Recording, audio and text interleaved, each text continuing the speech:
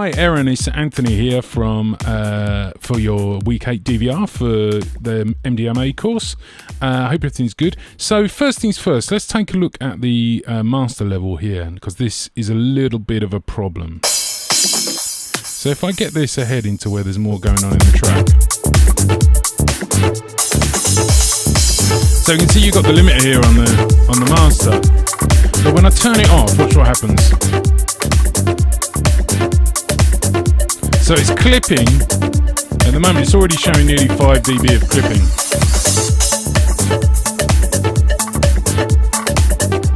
And that is definitely a problem. We really don't want the master to be clipping at all. Clipping on the individual channels like here, these ones that are yellow, that's not the end of the world, because those channels internally in the mixer are 32-bit floats, so there's plenty of headroom on them. But on the master, this is actually affecting your audio. This is everything past that line there is going to be squared off when you mix it out, if you mix it out at 16-bit. So we need to get this sorted out before we do anything else. So I just want to, what I want to do first is select everything in the, in fact no, let's select the compressor and the EQ and turn them off. You just check that, yeah, it's still clipping, Okay, so that's cool. So what we need to do is, I need to find everything in the mix that is going to the master, and I need to pull them down. So I'm just going to select all of the tracks that I routed to the master. Thankfully, because of the way you've routed this, it looks fairly simple because you've got everything grouped up. Yeah, this all looks pretty straightforward. So I'm gonna, so it was clipping, let's say it was clipping by about 5 dB. I want to aim for a peak level without the limiter on of about -6 dB. So that means I need to come on this one I'm on here, I need to come down by about 11 dB, which is quite a lot. So now if we go ahead into the track,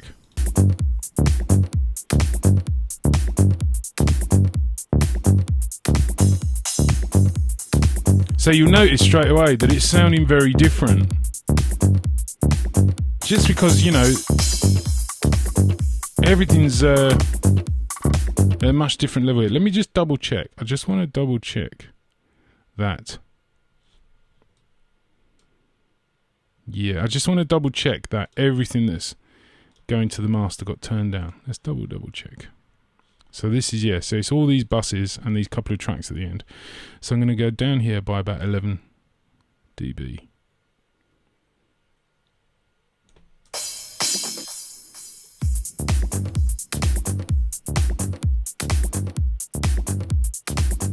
So, yeah, that's fine actually, that's okay. I just had to adjust my monitoring balance on my headphones between the mic and the music, and yeah, that's fine. And if we look at our master here, that's much healthier. It's much healthier. So I'm going to be working with the limiter off. Really what I'm interested in is the mix. The limiter is for mastering, and it's for just doing a quickie version for somebody to play out in a club. But I'm going to work with that off, because what I'm interested in, what's going on before the master. Now also, if we look at this here, you've got this shelving boost at the end. And actually, I think, I can see what you're trying to achieve there. You're trying to round out that bottom end. But the problem you got is you're boosting all of these really low frequencies here, which are a real problem. So let's change that to a high pass. And then maybe do something like this, which should give us the same effect without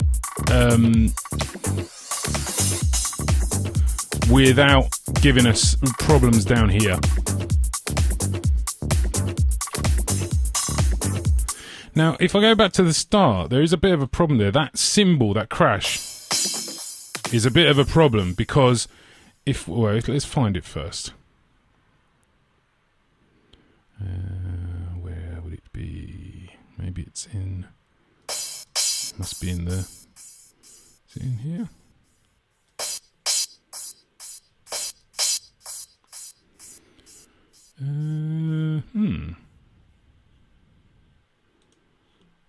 There we go.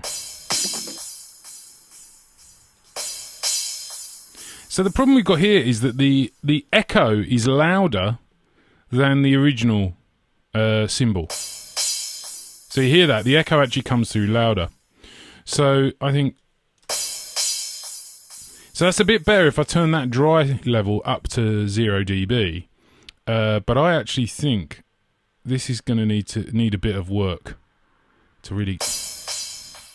Because to get this auto filter thing to work, what we really need to do is make it sound very different from the original.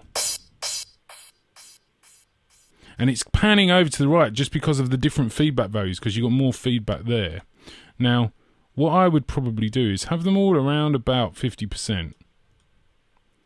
And then what we need to do is, first off, we need to use the filters here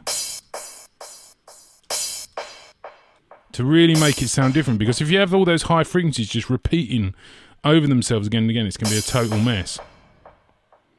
And what I would also do is look at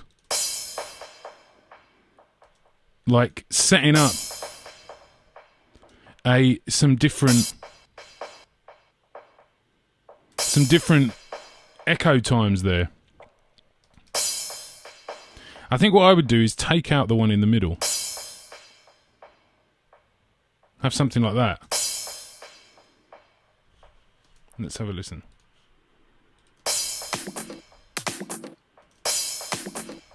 Great. Now this is also really loud. It doesn't need to be anywhere near as loud as you've got it there.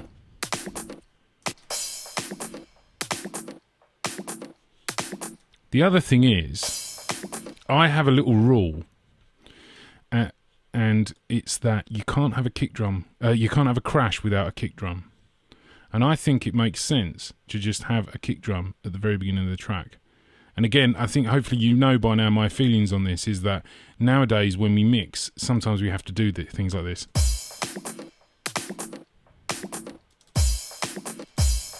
I just think that would be useful also for DJs.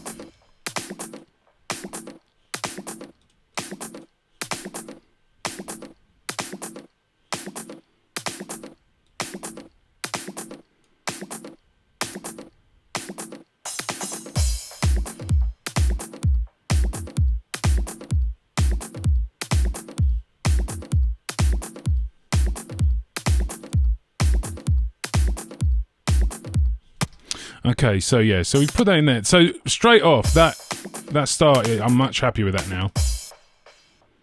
And that echo on the crash now works really nicely, and it's giving us some stereo stuff.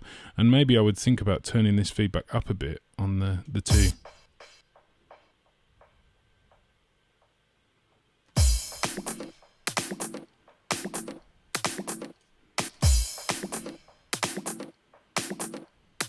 Yeah, that's working for me.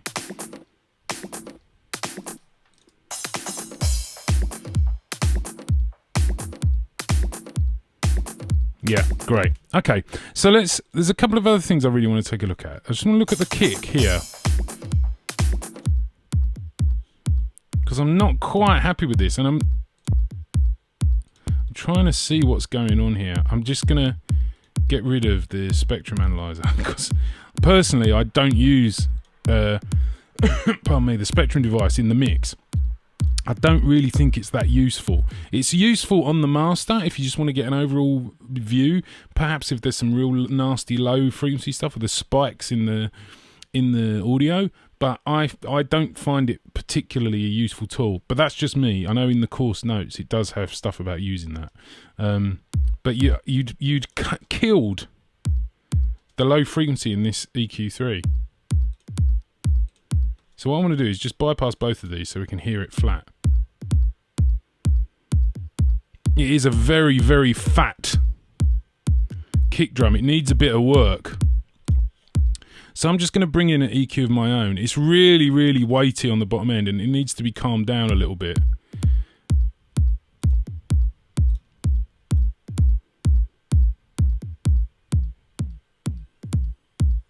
Even just a bit like this.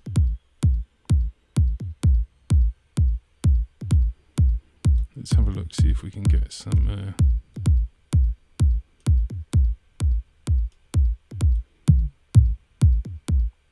Just want to try and suck a bit of the weight out of it.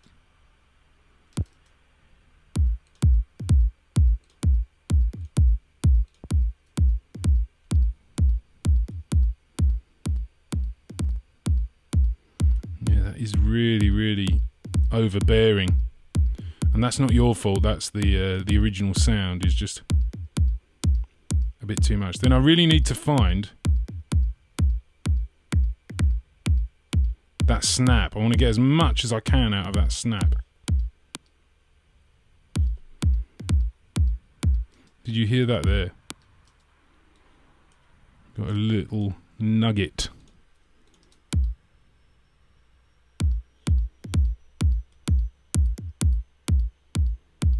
Yeah, let's hear that in.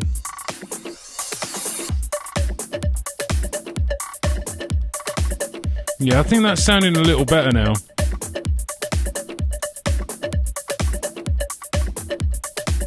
But I would also be tempted to try and eke out a little bit more of a bit more snap by using the compressor in expand mode. Let's see what we can get going here.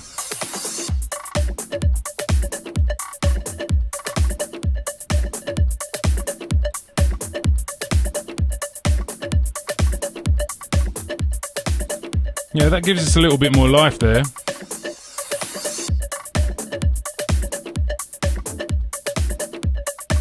Just making it a little bit more percussive. So straight away now, I think just by attacking those few little things, I think it's sounding a lot better.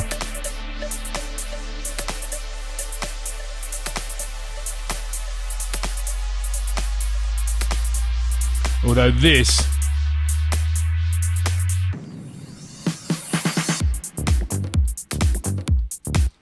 Let's have a look at this, because I think this just needs to come down. It doesn't need to be that loud. It's just so sort of oppressive once it starts happening.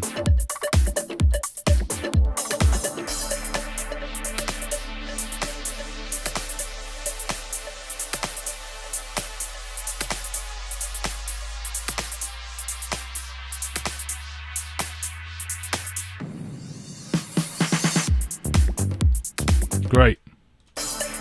Yeah, that just needed to come down, because by the time it gets up to there, it's just really loud anyway.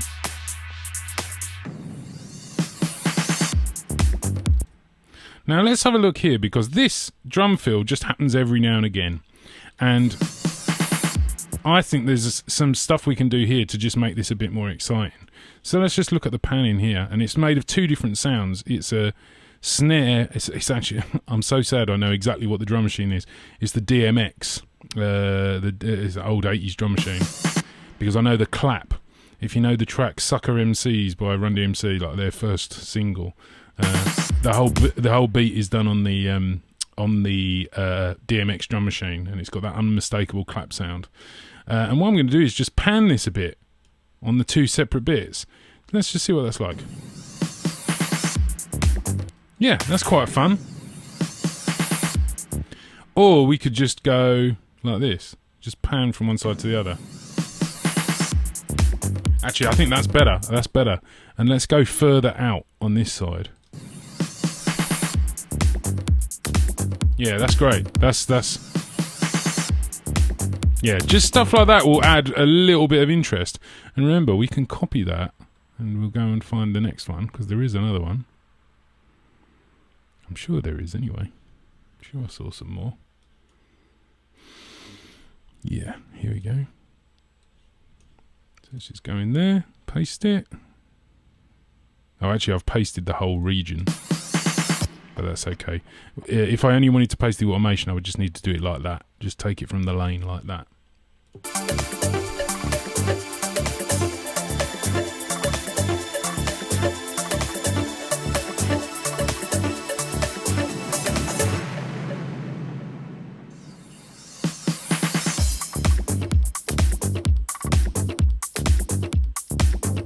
Yeah, so your mix only needed a few things addressing in it.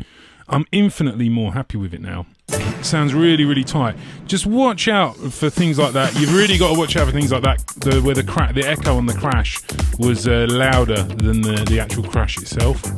And just keep an eye on that master level as well.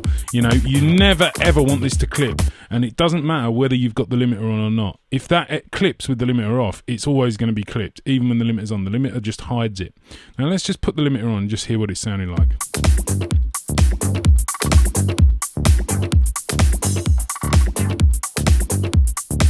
sounding pretty banging. I think it's, you know, sounding really, really nice.